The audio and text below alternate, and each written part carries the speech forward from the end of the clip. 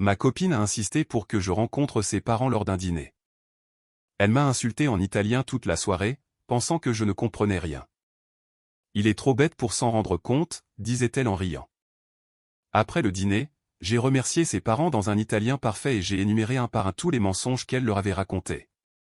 Cela faisait 7 mois que je sortais avec Sofia quand elle m'a enfin invité à rencontrer ses parents. 7 mois de relations, de dîners, de ciné et de week-end en amoureux, 7 mois où elle avait rencontré mes amis, mes collègues, ma sœur. Mais ses parents, eux, avaient toujours été hors d'atteinte, trop occupés, ce n'était jamais le bon moment. Ils sont très traditionnels, me disait-elle. Il faut qu'ils s'habituent à l'idée. Puis, un mardi, elle m'a envoyé un message. Dîner chez mes parents samedi 18h. Sois élégant.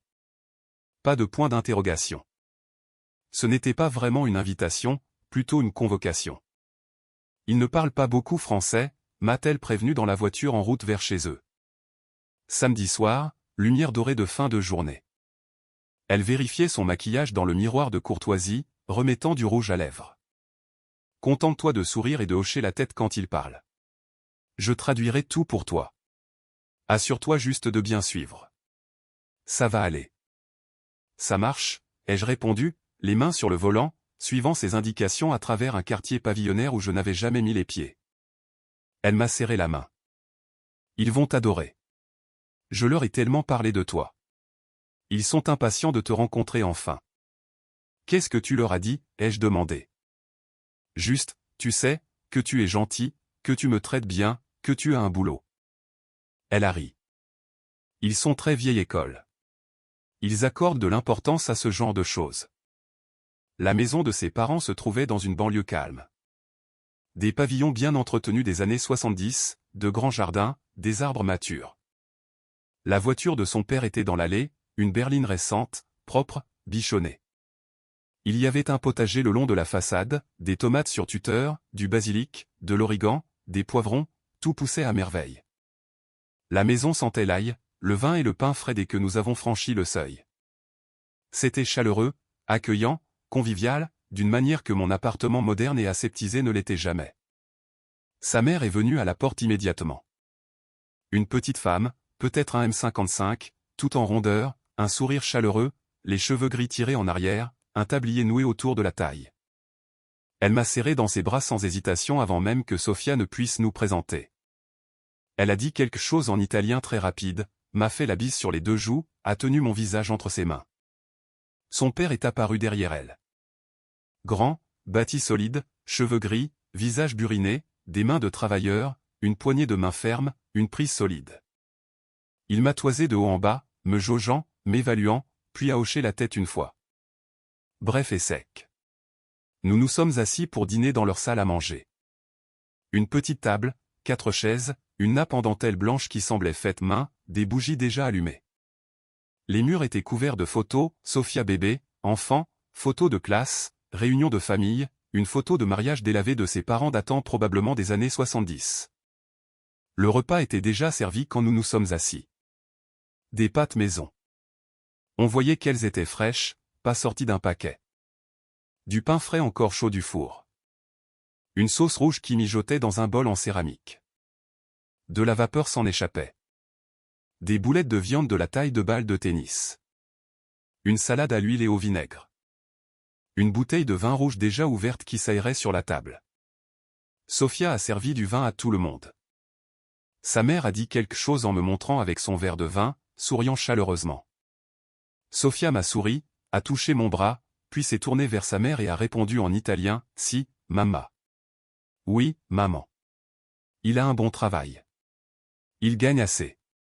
Il travaille dans l'informatique. Tu n'as pas à t'inquiéter.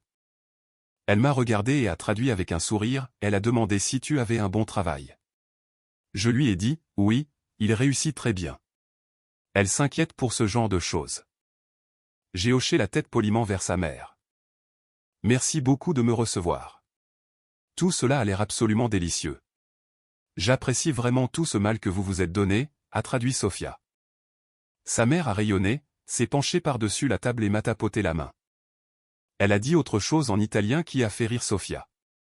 Elle dit, tout ami de ma fille et de la famille. C'est très gentil, ai-je dit. Son père a alors dit quelque chose, voix grave, phrase courte, me regardant droit dans les yeux, étudiant mon visage. Sofia a ri légèrement, a agité la main et a répondu en italien, je lui ai dit, tu es intelligent, papa. Même si parfois tu es un peu lent à comprendre les choses, mais il est gentil. Elle s'est tournée vers moi, toujours souriante. Il a dit, tu as l'air d'un type bien. Très poli. De bonne manière. J'ai souri à son père. J'apprécie vraiment, monsieur. J'ai beaucoup de respect pour Sofia et pour vous deux.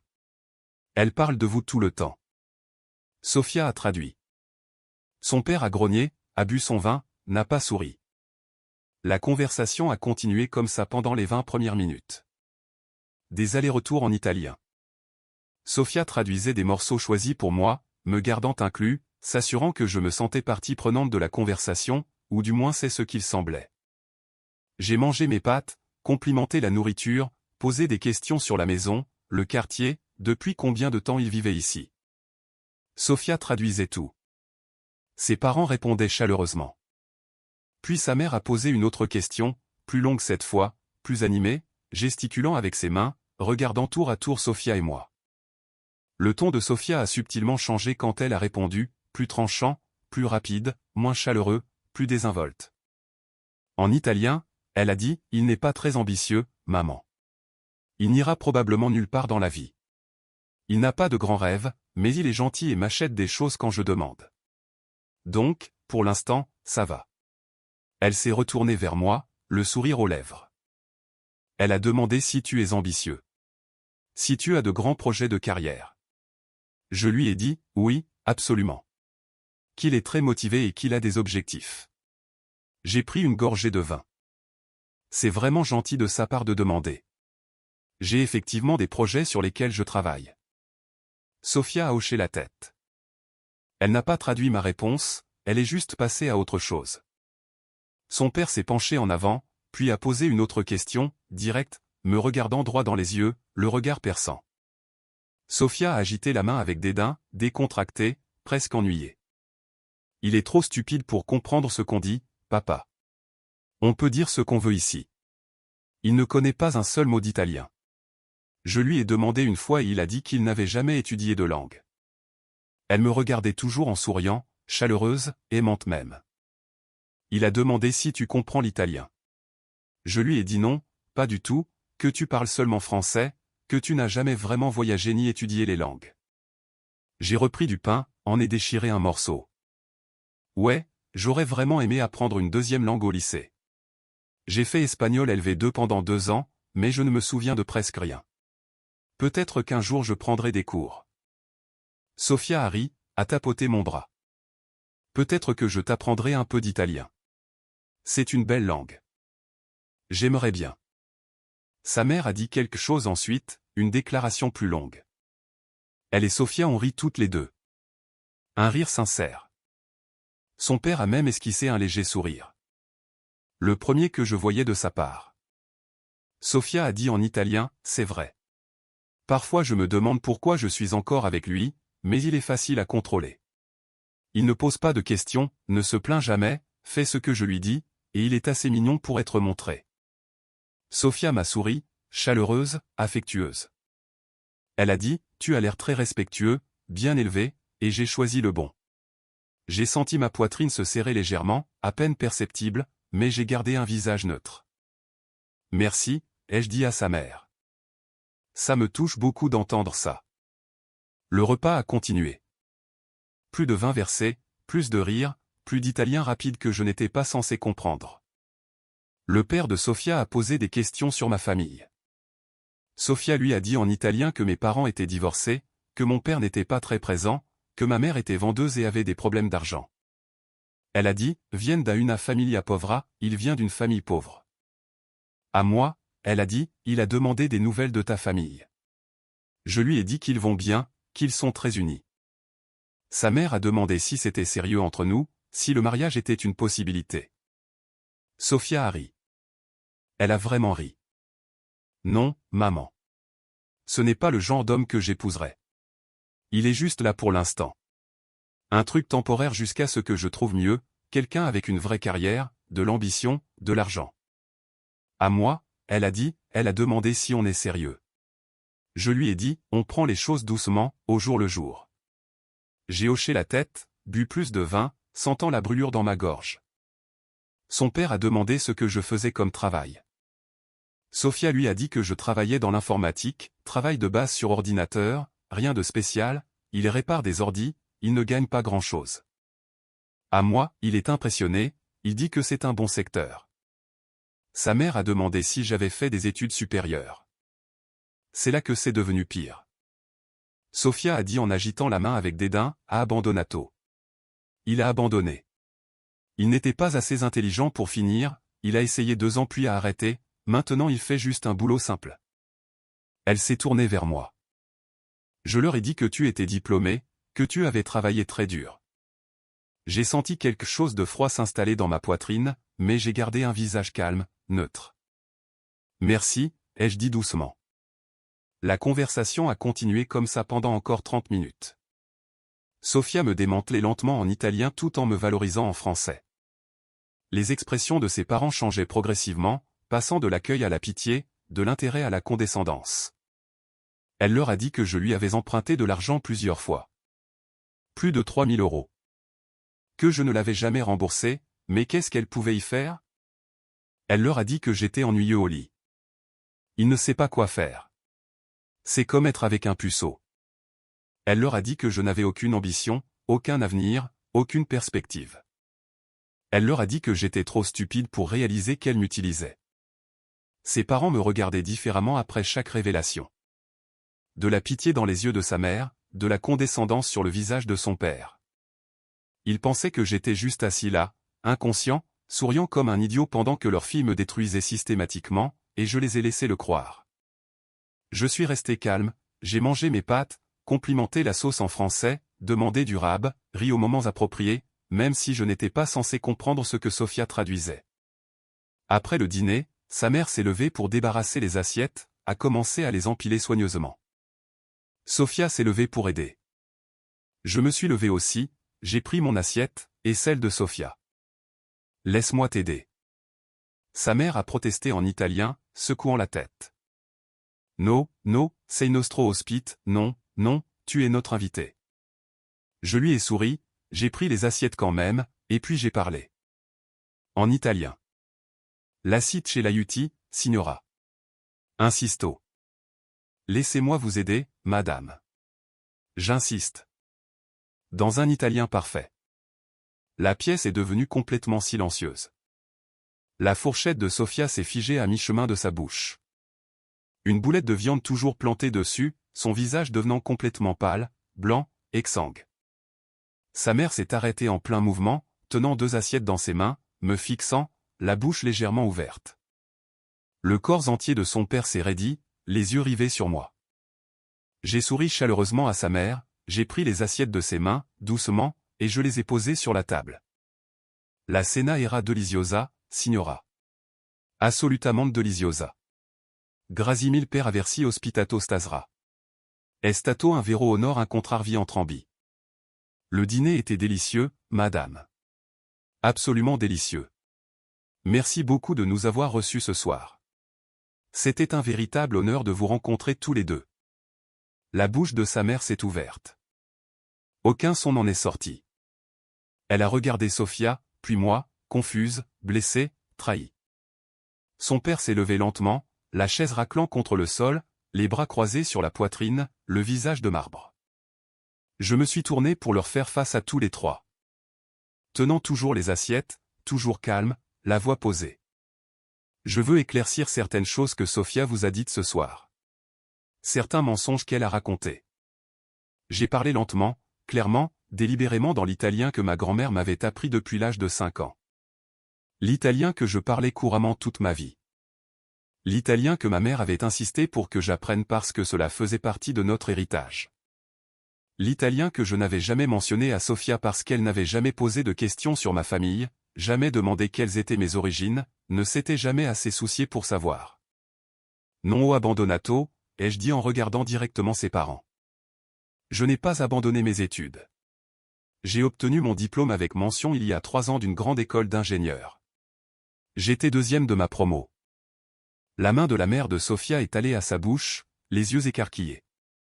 Je travaille comme développeur senior pour une entreprise de la tech. Je gagne 80 000 € par an, plus du double de ce que gagne Sophia. La mâchoire de son père s'est serrée. Il a regardé Sophia. Elle était figée, tremblante. J'ai continué, j'ai posé les assiettes avec précaution, je me suis redressé. Je n'ai jamais emprunté d'argent à votre fille. Pas un seul euro. En fait, je paie presque tout quand nous sortons. Les dîners, les places de cinéma, les week-ends, les vacances. Elle sort rarement son portefeuille. Sa mère s'est assise lentement, regardant Sophia avec une expression que je ne pouvais pas tout à fait lire. Déception. Honte. J'ai dit, la mia familia non è povera. Ma famille n'est pas pauvre. Ma mère possède 3 salons de coiffure. Mon père est avocat, même si mes parents sont divorcés. Ma grand-mère, qui m'a appris l'italien, était de Naples. Elle est morte il y a 2 ans, mais je lui ai promis que je n'oublierai jamais la langue. Les mains de Sophia tremblaient maintenant. Son verre de vin cliquetait contre la table, ses yeux se remplissaient de larmes. Pas des larmes de tristesse, des larmes de panique, des larmes de quelqu'un pris au piège. J'ai dit doucement, la voix toujours calme, mais avec un côté tranchant maintenant, et je ne suis pas stupide. Je parle italien couramment depuis que j'ai 8 ans. J'ai compris chaque mot qui a été dit ici ce soir.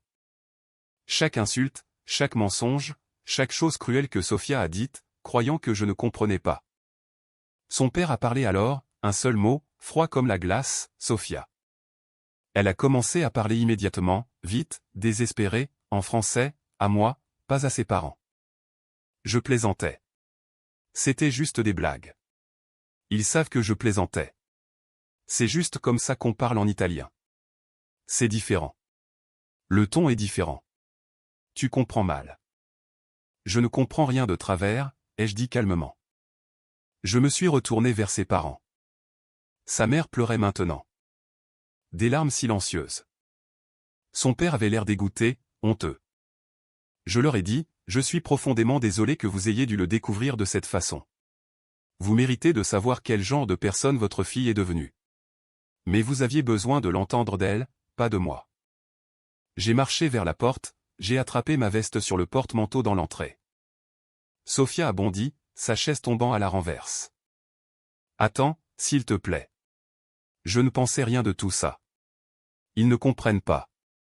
Ils le prennent mal.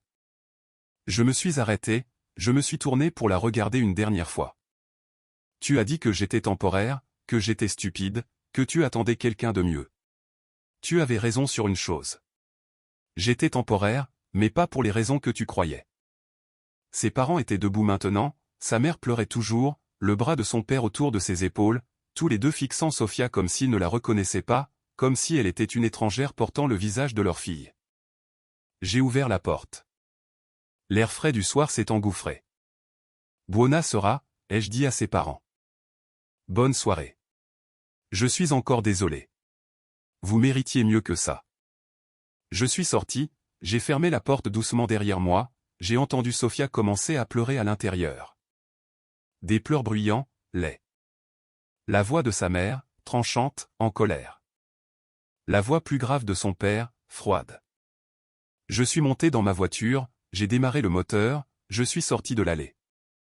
Mon téléphone a commencé à vibrer avant même que j'aie atteint le bout de leur rue. Sophia appelait. Je l'ai regardé s'allumer. J'ai laissé sonner. Messagerie. Ça a sonné encore et encore. 11 appels dans les 10 premières minutes. Puis les SMS ont commencé. 17 à la suite. S'il te plaît reviens. Je peux tout expliquer. Il me crie dessus. Tu as gâché ma vie. Comment as-tu pu me faire ça? Tu m'as piégé. Tout est de ta faute. Ils sont tellement en colère contre moi. Mon père ne veut même plus me regarder. S'il te plaît réponds. Je suis désolé. Je ne le pensais pas. S'il te plaît. J'ai bloqué son numéro au premier feu rouge. Supprimer son contact. Supprimer notre historique de messages. Supprimer chaque photo d'elle de mon téléphone. J'ai conduit jusqu'à chez moi dans un silence complet. Pas de musique. Pas de radio, juste le bruit du moteur et ma propre respiration. Je suis rentré, je me suis assis sur mon canapé dans le noir, et je n'ai absolument rien ressenti. Le lendemain matin, Sofia s'est pointée à mon appartement. 8 heures du matin, martelant la porte. J'ai regardé par le Judas. Elle avait l'air terrible. Le maquillage de la veille qui avait coulé, les cheveux en bataille, les mêmes vêtements. S'il te plaît, je sais que tu es là. Il faut qu'on parle. Je n'ai pas répondu, j'ai juste attendu. Elle a frappé pendant 10 minutes, puis est partie. Elle a essayé d'appeler depuis différents numéros, les téléphones de ses amis. Je les ai tous bloqués. Elle a envoyé des emails. Je les ai filtrés vers les spams. 2 semaines plus tard, je suis tombé sur une de ses collègues dans un café. Elle m'a reconnu. Tu es l'ex de Sofia, c'est ça? C'est ça. Tu comprenais vraiment l'italien tout ce temps? La nouvelle s'était répandue, apparemment. Oui. Elle a souri. Pas méchamment. Juste satisfaite. Bien. Elle avait besoin de ça. Elle est impossible au travail depuis des mois. Elle parle mal à tout le monde. Toujours à se plaindre qu'elle mérite mieux. Meilleur boulot, meilleur appart, meilleur copain. Elle a fait une pause. Mieux pour tout. Ça m'étonne pas. Elle a dit à tout le monde que tu étais un loser qui ne comprenait pas ce qu'elle disait chez ses parents. Que tu lui as fait honte. J'ai juste hoché la tête, pris mon café, je suis sorti, et je n'ai plus jamais revu Sofia. Mais mon téléphone s'est allumé une dernière fois. 6 mois plus tard, numéro inconnu. J'ai failli ne pas répondre. Allô? Allô? C'est Maria. La mère de Sofia. Je me suis redressé sur ma chaise. Madame Rossi. Bonjour.